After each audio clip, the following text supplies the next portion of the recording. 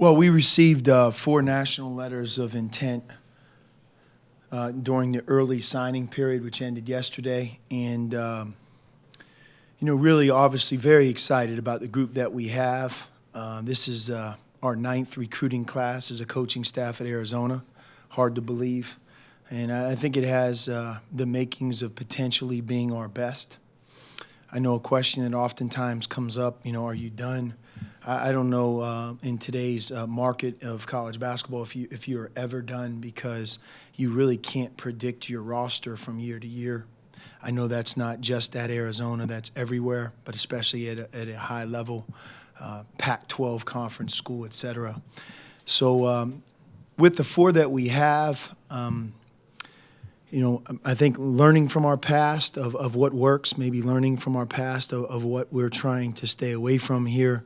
We wanted a couple of things. Number one, obviously talented basketball players, guys that understand, and we understand in recruiting them that the expectations here in our basketball program are extremely high. We know what we're expected to do. We know what our goals are.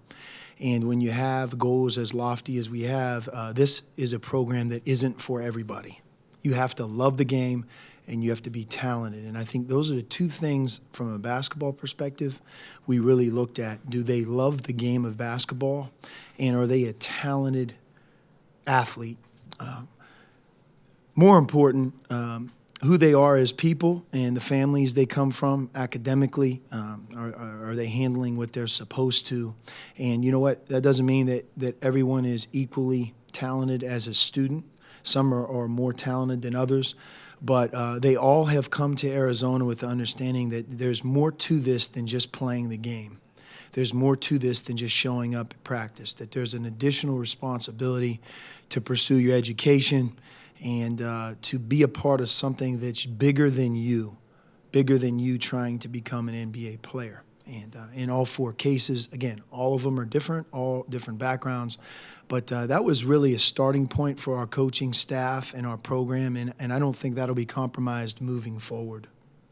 The love of the game is big for us because everybody wants to be an NBA player, and certainly these kids, they all come to Arizona wanting to start and wanting to have great careers, and rightfully so.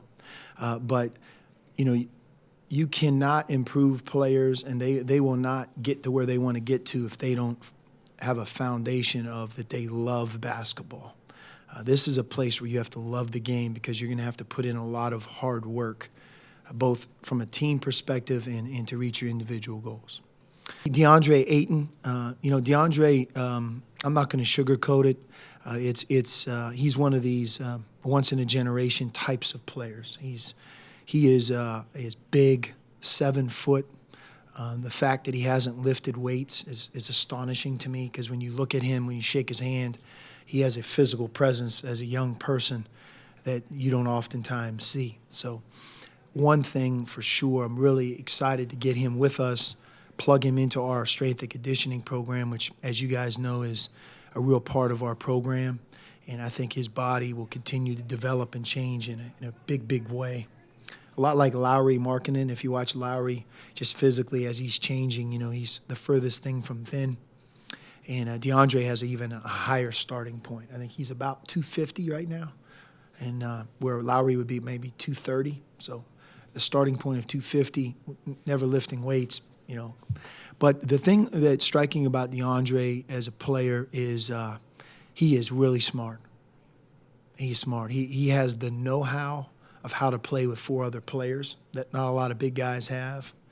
He can pass. He can step away from the basket. He can dribble the ball. He's a skilled player. And, with 7-footers, sometimes those guys play the game because they're tall. He loves the game. I mean, he's obsessed with being a great player. And because of that, I think his future obviously is incredibly bright, and we're all looking forward to providing him an environment where he can grow, but also where he can give us and give our team and give the recruiting class he's a part of that special player that can go inside and out and I think the last part about DeAndre as a player is, he's got a nasty streak to him. He's competitive. He wants to win. He fights in a good way. He battles. And, I think that we're obviously extremely excited.